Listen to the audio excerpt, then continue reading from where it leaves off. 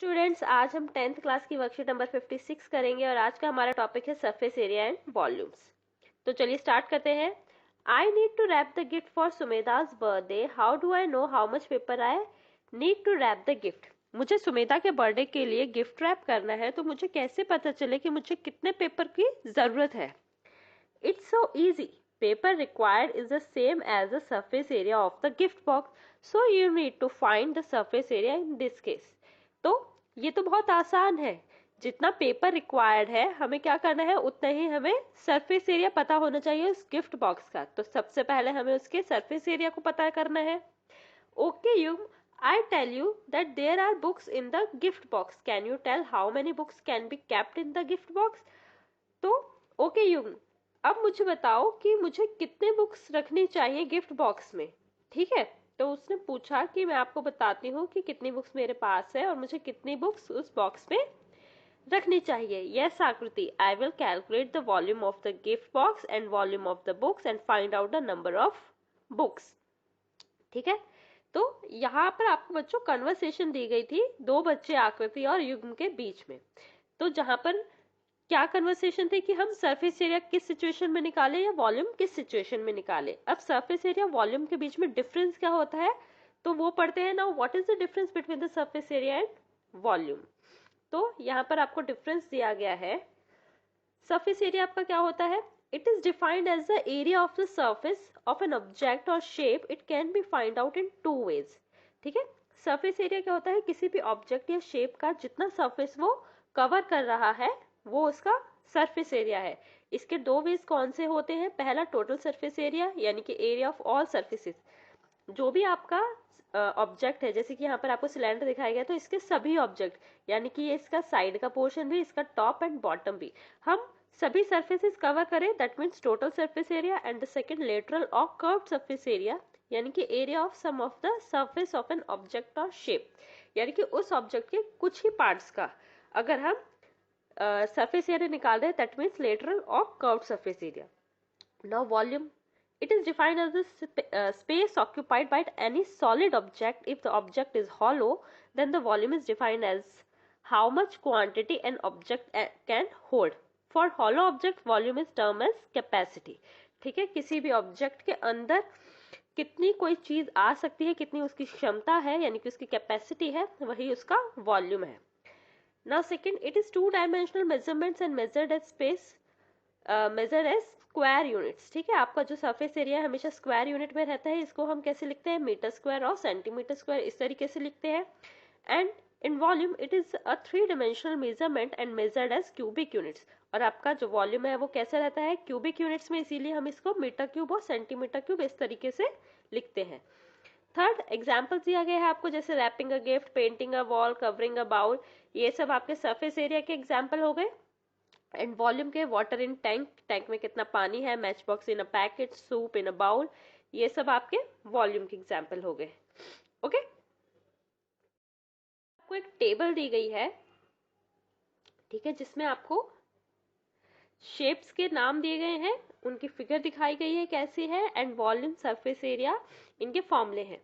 तो फर्स्ट आपको शेप जो दी गई है वो है क्यूबॉइड। क्यूबॉइड आपका किस शेप का होता है, ये जैसे कि आपको कोई रूम हो गया, कोई शू बॉक्स हो गया, these are the examples of cuboid. Cuboid की डायमेंशंस क्या होती है, लेंथ, ब्रेथ एंड हाइट, यानी कि एल, बी और एच। तो इसका वॉल्यूम का फॉर्मूला आपका length into breadth into height, ये सब हो गया। लेटरल सरफेस एरिया का इसका फॉर्मूला, यानी कि जब हम इसका टॉप कंसिडर नहीं करें, टॉप और बॉटम, सिर्फ उसकी साइड्स ले रहे हैं, यानी कि फोर वॉल्स, एक तरह से किसी रूम की चार दीवारी का जो आप एरिया निकाल रहे हैं, तो 2h इंटू में l प्लस बी। ठीक है, और टोटल यानी कि अगर हम उसका टॉप एंड बॉटम दोनों ले रहे हैं तो 2 ब्रैकेट में LH plus BH plus LB। Cube यानी कि आपकी ये शेप हो गई, सभी साइड्स क्या है इसकी, सेम है, A है, तो वॉल्यूम आपका A क्यूब। सरफेस एरिया हो गया lateral 4A square and total surface area 6A square. Right circular cylinder आपका, जिसकी डायमेंशन आपको पता है, ये रेडियस है, ये हाइट है इसकी, वॉल्यूम होता है pi r square h, lateral surface area 2 pi r h and total 2 pi r bracket में h plus r. Then right circular cone, volume 1/3 pi r square h, आपका लेटरल सरफेस एरिया हो गया pi r l, और total surface area pi r bracket में l plus r. इसके बाद आपको दिया गया है स्फेयर एंड हेमिस्फेयर। तो स्फेयर का आपका वॉल्यूम 4/3 पाई r cube, lateral surface area इसका या कर्व सरफेस एरिया कहेंगे यहाँ पर इसको 4 pi r square, total 4 pi r square. ठीक है, तो स्फेयर में आपका टोटल एंड कर्व दोनों क्या होता है, सेम होता है।